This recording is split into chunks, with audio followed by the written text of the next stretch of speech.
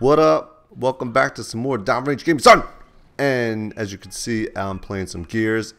And this is actually the final boss in Gears 3, so spoiler alert. If you haven't beat Gears 3, you might not want to watch, but maybe just listen. And I figured, being that this would be the last story about boot camp, I would show the last boss on Gears of War 3, son. So I do have a couple pictures I could show you from graduation, since I think I told you guys everything I could possibly remember about boot camp, so that only leaves me the graduation portion of it. And a lot of the time in boot camp, what you're doing is preparing for that graduation when you march down the bomb run in front of all your friends and family that come to watch you graduate from boot camp. BMT. It's actually, Air Force actually isn't called boot camp, it's called BMT, Basic Military Training. And while in BMT, a lot of the time you're preparing for this big march, and I can't remember how many people would graduate at a time, but it was a lot. But like, some of the things you learned were how to do flanking movements, about face, like how you spin around, saluting, and all this stuff all is used for your graduation, which I don't know why they drilled this stuff in your head. I guess it helps you with discipline. And we stood out there once we marched down the bomb run, and then we marched all into a like this middle of the field, and then, you know, they do all kinds of like announcements and all that crazy stuff, the military stuff they do, which I feel is kind of boring. But I had to stand there at parade rest and at attention at parade rest. I can't remember how long, but it felt like forever. And on top of it, I remember, like, you can't move. You got to stay completely still at parade rest. Parade rest is like you put your hands behind your back and you kind of open your legs up a little bit. And attention is like your legs together, your hands by your side. But when I was standing out there at parade rest, I remember I felt like something was like biting on my neck, like a bug. It was like just destroying my neck. And, you know, I can't hit it off because I'm not allowed to move at all. And I remember once it was finally over and we could like break attention and relax, I remember I grabbed my neck and it was this huge spider just like eating my neck for the good hour to 2 hours. I don't know how long we were standing at attention for. And actually, I think I do have a picture I can show you of me marching up the bomb run. Here, I'll show it to you right now. Bam! So can you figure out which one I am?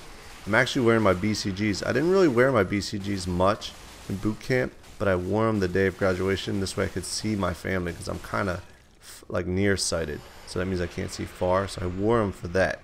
So I'm rocking the BCGs, and our pants are hiked up so friggin' high.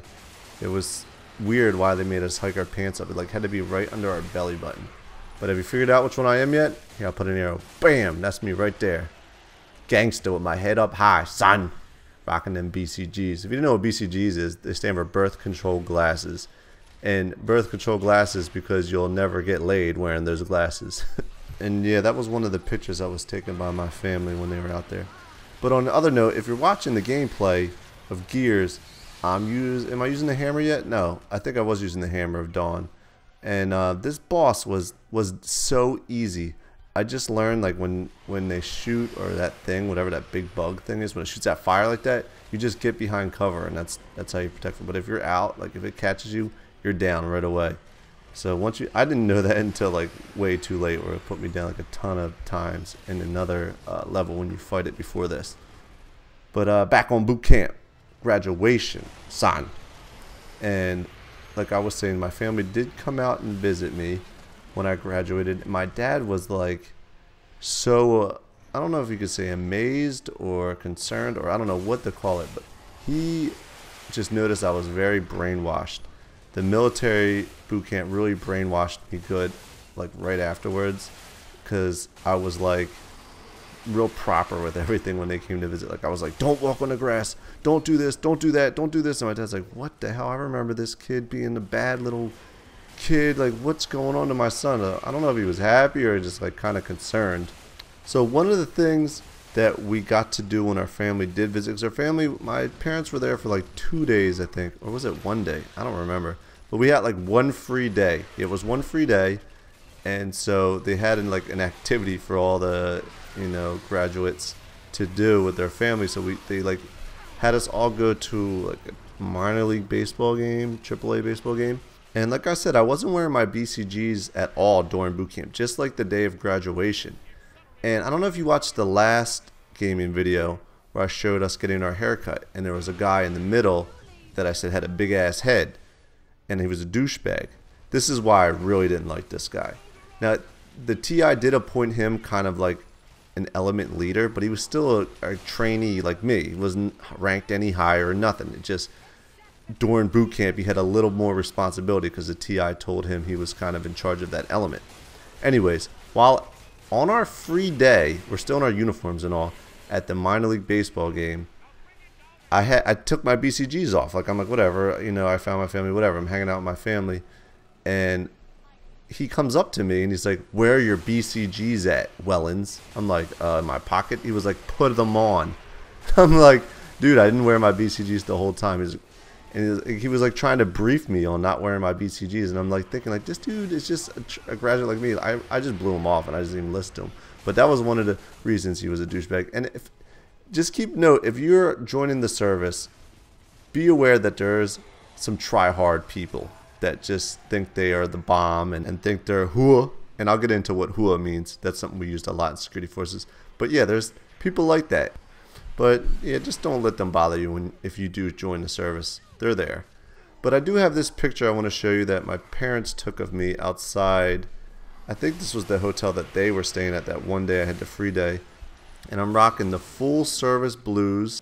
And damn, I know I'm a skinny little dude. I was always a skinny little dude growing up. And especially after boot camp, I couldn't eat ever. And we worked out so much, I was like 0% body fat.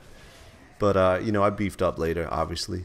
And I'm rocking the flight cap, which is whack as hell. I actually get to rock a beret after tech school, after the military police, because we are one of the three only career fields in the Air Force that can wear a beret.